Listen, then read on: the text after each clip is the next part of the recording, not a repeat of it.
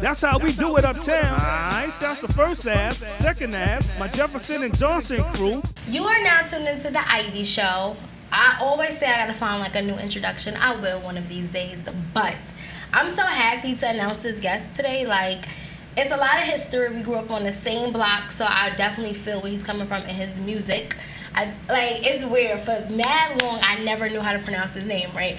And I would call him all types of everything but the word. So let me introduce Lex Lavo. Am I saying it right? Yes. Did I put like the Spanish little touch to it? Nah, you did. I was calling you Lex Lavo for mad years, and then like that's Lava, right? Right. So because I'm like, maybe he's trying to put like a little Spanish twang to it. So I'm like, Lex Lava, and then somebody was like, no, it's Lex Lavo, and I'm like, don't tell me. I know him. I know his songs. But what's up? How you doing? I'm chilling, man. Just blessed to be home. Blessed to be here.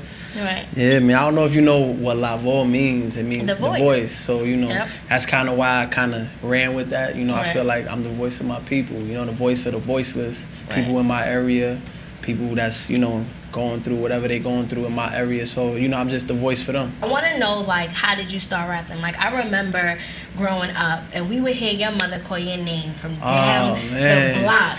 So, like, we would hear her yell your name. So, was it those days that you had to go upstairs that you was really writing? Like, when did this, like, it was just like, you know what? Yeah, he threw me under the bus. Let me write, like, when did, you gain, like, this voice? How did you craft it? Well, I mean, before my moms was yelling my name out the window, I honestly got into music when I was about like really like getting into music, like maybe 6, 7 years old or something like that. My big brother, he was really into hip hop, but I was living in PR at the time. Cause my pops, he was in the Navy. Long story short, my brother put me on the Flesh of My Flesh, Blood of My Blood by DMX.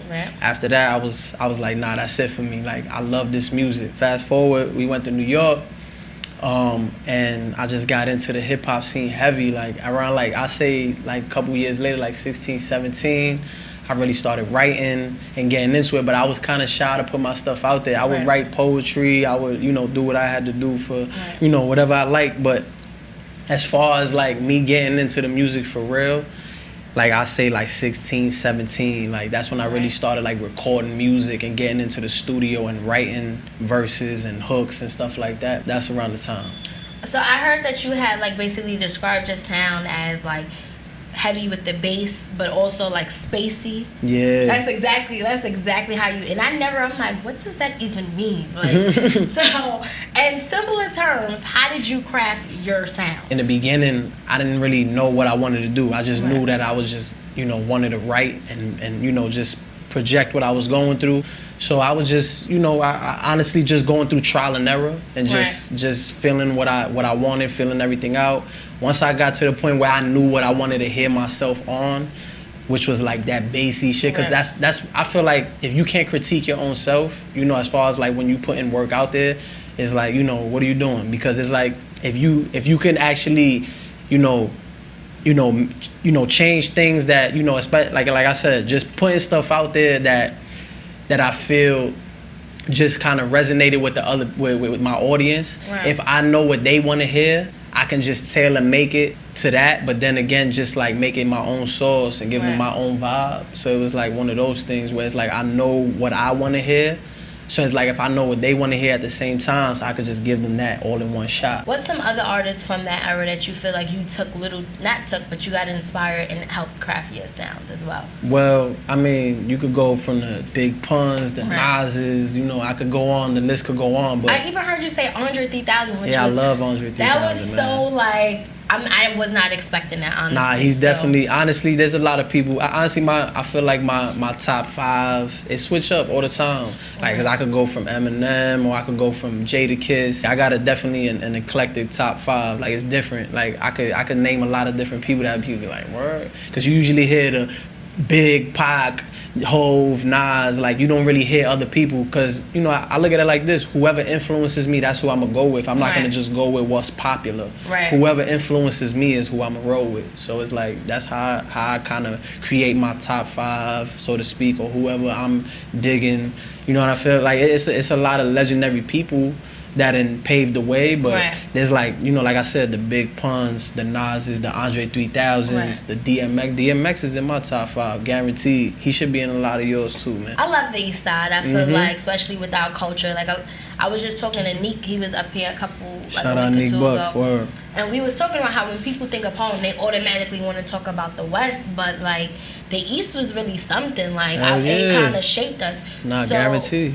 In that sense, like, what does East Harlem or Harlem mean to you? Culture, diversity. You could go up one block and it could be straight soul food. You make a left, it'll be Spanish food.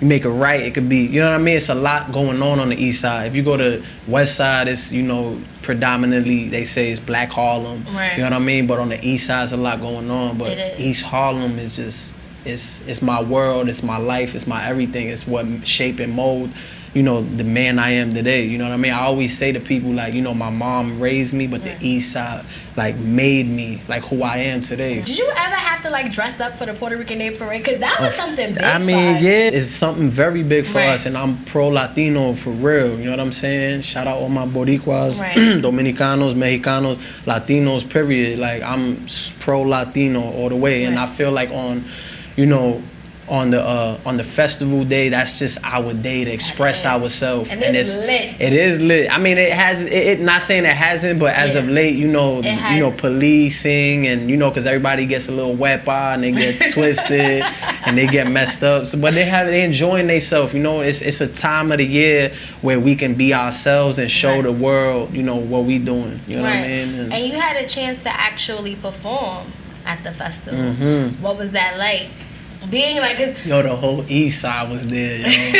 That shit was ill, man. It was a different vibe. It was one of those things where, like, when I got on the stage, like, I don't really get goosebumps or nervous or butterflies. Like, when I got on stage, I got a little nervous because it was such an honor just to be there and be on that stage, man. Like, a lot of people done touched that stage that's big now. And now, like, for somebody like me, little old me, to be on the stage, I'm like, nah, it's a blessing in itself, and it kind of just shows me that one day I might could do some big things, you know what I mean? So, Nori was shouting you out on the Breakfast Club, so talk about how you met him, even Lumi D, and like, what's your personal relationships with them? Well, Lumi D, I definitely still work close with her. My management, you know, deals with her. You know, they actually reached out to me, and that's kind of why I started working, you know, with Lumi D and the management situation. And Lumi D doesn't manage me, but she's a part of what I'm doing, definitely. Nori, he actually reached out to my management because, you know, they got a good relationship or whatever, and you know, it went from there. He was like, yo, this dude is dope. He actually hit up my manager, like, he said, like 6, 7 in the morning, like, yo, who's this? Like, who the fuck is this cat? You know what I mean? Like, Spanish dude, he's spitting that shit, he talking that talk. Like, who's this? And, you know, Nori come from that era where it's like you had to have bars, you know, that, you know, you really had to be spitting something that was relevant, quality shit, you know what I mean? So he came from that era, so for him to resonate with my type of music, that shit was a blessing, you know what I mean? So after that, I just started rolling on. We cool. He texted me to this day. We talk on the phone. It was his birthday not too long ago. So, you know, shout out to Nori, man. Definitely. Your videos. Actually, it's your videos that really caught my attention. Because, you know, honestly, like, and it's sad to say, but you know when you grow up with somebody, like, and it don't resonate what they're doing. Because it's just like, oh, like, I know him. We grew up. But you don't ever pay attention. And then I saw 40s and 40s, I think. Oh my God. First of all, I need that coat. I need the coat. Yeah. Wait, you're also missing a beard. Nah, y'all trimmed it down, man. I gotta look younger. I was looking like an old dude, raggedy. Can you please, like, just talk about your thought process? Because that video, like, if you haven't checked it out, please go check out 40s and 40s. Yeah, 40s and 40s on YouTube, SoundCloud, all that. It was just like, it felt like Harlem. Like, I don't know how to explain it. Like, he had the whole paid in full intro, and then, like, the coats. Like, the coats is what caught my attention. I'm getting excited thinking about it, but like, and it was just, I was even more excited because I started seeing everything I grew up around. Like, everything I grew up around, like the Chinese store, the laundromat. So, you know, talk about your thought process in that video, as well as why is it so important for you to really put on for 18th and Lex? I mean, I'm putting on for New York City first and foremost. You know what I mean? It's not only just my block. You know what I mean? It's not only the east side of Harlem. Or Harlem period. Like, granted, I'm from Harlem. I'm always rep Harlem in my music. I always mention Harlem, the east side specifically, but I mention Harlem as a whole and New York City as a whole because that's where I come from. You know what I'm saying? My family's born and raised here. I'm born and raised here. You know, and it just, you know, as far as like the video is concerned, you know, I just wanted to kind of give people that remnants or that, you know, that nostalgia when it came to that video. And it was just such a, you know, 40s and 40s, 40 belows and 40 ounces, that comes with that juice era, that, you know, that back in the day, fresh era, like that whole time from back in the day, 88 Beamers and BBSs and all that. It was just, I knew that I had to implement that in that record. So when I sat down and when I was making the treatment, I was like, yo, we gotta call all the stops. So we called Cool G. Cool G hit us up. You know what I mean? We got something for Cool G. Fucking, we had the big bombers with the big, you know, furs with the hat and all that, with the 88 Beamers with the flip phone Motorola joints and all that. It was crazy. Like, we really reenacted that era to the fullest. Like, we went crazy, you know what I'm saying, with the wardrobe, and everybody was in that type of wardrobe. It wasn't just like 3 dudes and then everybody in the back got latest shit on. Like, everybody came out with that vibe. So it just kind of added to what it was, you know what I mean? I feel like from that point on, people was like, nah, this dude is ill. Like, I still got people that come up to me now like, yo, that's one of my favorite videos. Like, that was probably one of the best underground videos. And that's just not me even tooting my own horn. That's probably, like, hands down one of the best East Side anthems. Like, that was a record for Harlem, period. Like, for the East Side, for the West Side, that was a record that everybody was like, nah, that shit is it right there. You know what I mean? You just came home, right? And while you were incarcerated, I saw a lot of the Free Lex Lavo. It was like a whole movement on social media. Yeah, like, definitely. What did that mean to you? How did you feel? What did you learn from it? I mean, I got a little backlash from it, you know what I mean, from family members and shit, because, you know, this is, you know, unfortunately, I had to go through that situation. It definitely helped me man up and, you know, level up at the same time, you know, as far as, like, being a father, you know, a brother and a son. And, you know, it kind of, like, I got backlash, like I said, from it, from family members, but then I also, you know, I got a lot of love from it because people cared, and to see that many people post shit and show love, I was like, damn, yo, this shit is love for real out here. Like, when me getting incarcerated, it kind of really showed me who gave a fuck about me. You know what I'm saying? I don't know if I could curse, but that's how I knew. And I was like, damn, like I was calling home, like, yo, niggas was telling me, like, yo, niggas is really missing you out here, bro. Like, like, I don't think you understand, like, what you was doing out here. Like, people really give a fuck. Like, I'm like, damn, like, that's what kind of gave me motivation to really, like, when I came home, like, now I gotta hit the ground running and go crazy again. You know what I mean? Even on a bigger scale. You was making major moves, like, right before that happened. So do you feel like that kind of, like, you know, I mean, honestly, yo, everything happens for a reason, as they say. You know what I mean? Not even to be cliche. Like, I feel like everything truly happens for a reason. And for me to be put in that, you know, that position or that predicament, it really helped me spiritually. It helped me, you know, grow up as a man. It really helped me realize a lot of things. So, you know, sometimes, you know, people are put through a lot of, you know, challenges in life, a lot of obstacles that, you know, we may not know how to handle, but eventually we're going to get through them, get over the hump, and move on. I feel like people, you know, they you know, just being in that situation, I was in there for about almost 10 months, and I seen people coming in and out, like, literally, like, came in, left, and came back in, and I'm like, dog, I'm still here. How did you come back? You know what I mean? It's crazy to me. How could you want to come back to this shit? You know, like, so it just shows you the mindset, you know, and just what people go through in their own time or whatever. So, like I said, just me going through that really helped me understand that, you know, this music shit is really what I need to be doing, and I need to really, like, put my best foot forward and make the right moves. What was the first thing you ate when you came home? Yo, crazy. I went to, shout out Caridad, man. I went right to rice and beans, chicharrón de pollo. First and foremost, when I went home, just to see, like, you know, a real shower. Yeah. A shower and a bed. Like, that shit is just the everyday essentials. Toothbrush. First and foremost, if y'all niggas don't know, the toothbrushes is like this small. Literally in jail. Literally. Yo, so you was like, how was you brushing your teeth? Niggas, improvise. Nah, check this out. This is how we do. And then and I don't feel proud of this, but this is what it is. Niggas that take like, cause you get like spoons and forks, but like the plastic shits at the barbecues. So we would cut off like where the spoon part and the fork part is, like kind of like bend it out.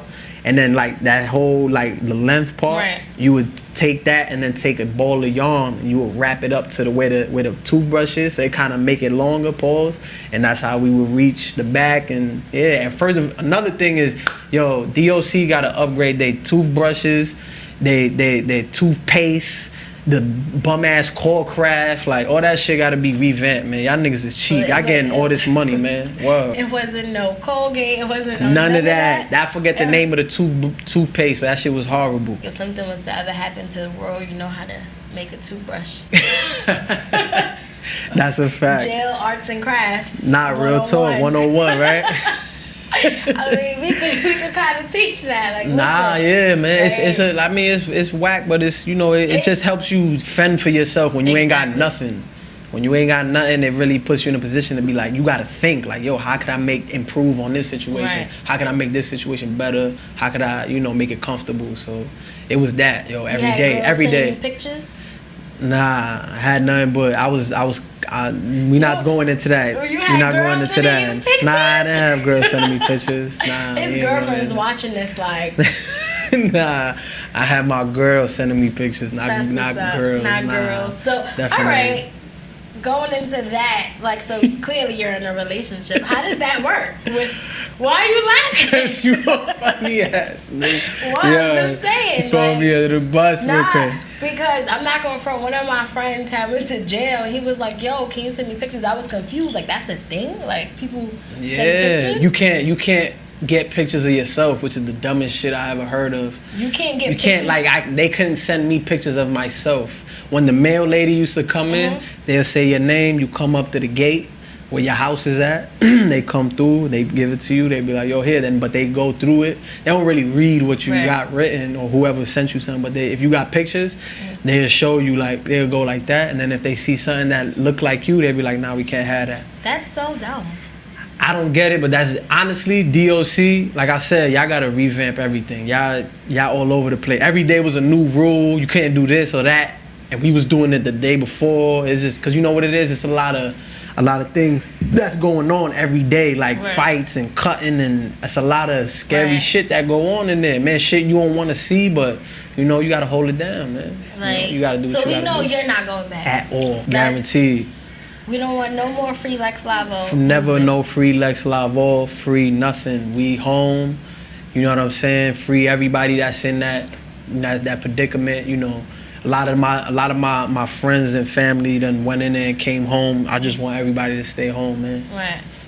So, but we're not escaping from the girl question. So you have a girlfriend. Yeah, I got a girl. How does that work with your music career? Because it's gonna be times you're gonna be touring. It's gonna be times where I don't get girls are gonna be throwing things at you. Nah, yeah, but I don't get wrapped up in that. You know what I mean? Okay. Like, I didn't have my run. I didn't have my run. You know what I'm saying? And you know, I know a lot of females might be like, oh, I don't care if he got a girl. I'ma still try. Like, all right, cool. What if Nicki come up to you? Nicki Minaj? Nicki Minaj. Yeah. I mean, I'ma just show her love, like, cause I feel like first and foremost. What kind of love? Respectful love. Because if she's coming up to you like, yo, Lavo, I like your beard.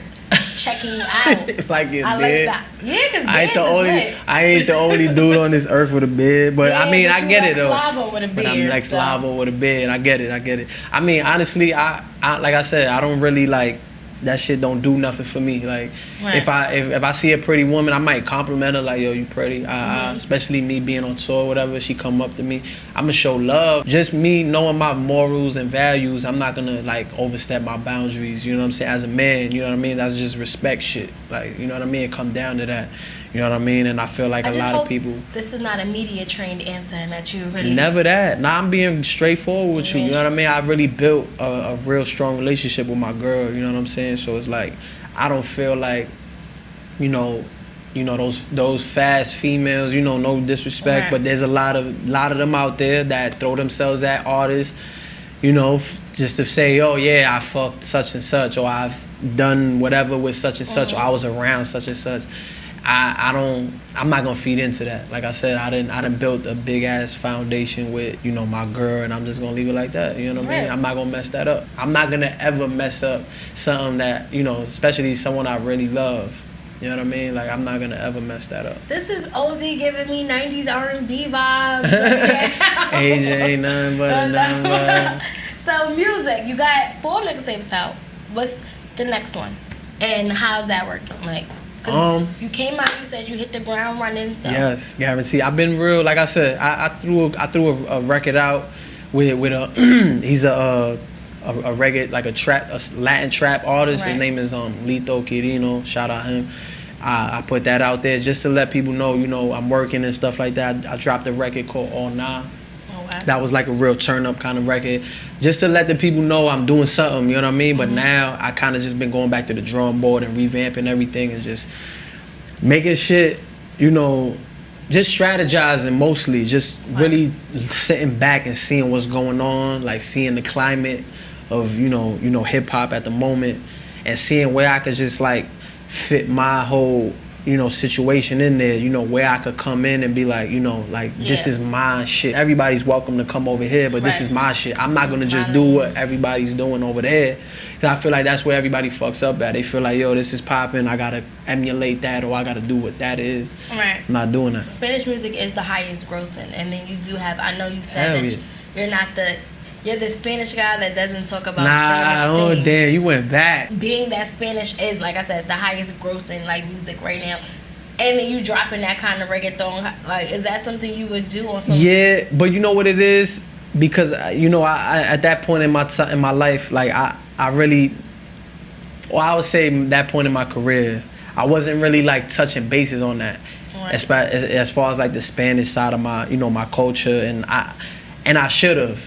And I regret even saying those words. Kind of tight you brought that up. Cause that's old shit. Nah, but I respect it. Like I said, I do regret saying those words, but now I am the Spanish rapper, Spanish guy, Latin rapper that talks about Spanish things in his music, because that's my culture, that's my people. I gotta represent for them wherever I'm at. You know what I mean? I don't give a fuck if I'm in Australia, I'm gonna talk my Spanish shit. Like, huepa, everything. It wouldn't make sense if I did anything other than that. Right. I think we touched base on a lot of things. This was a really good interview. I always ask this question to everyone. What do you think, or what is the biggest misconception of, like, that people have about you? Like, every girl I come across, they be like, oh, you a pretty boy, you got nice eyes, you know, you got a lot of girls. Nah, man. Females got that aspect of me. It's the beard. Like, in that 40s and 40s, I'm like, nah, I didn't grow up with him. Oh, man. Nah, I'm like, who?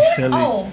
I'm like, oh, okay. I know who that is. I never really had any misconceptions just as me as a man, like, from other people. Right. Anybody, whether it's male or female. Like, I don't think I've ever had that, because I feel like I'm pretty straightforward with who I am and how I present myself. I let it be known from the gate, like, this is who I am and that's what it is. I don't really give people any, you know, power to say anything otherwise. Right. You know what I mean? Everybody's gonna have their own opinion. Everybody's always gonna say something to the contrary.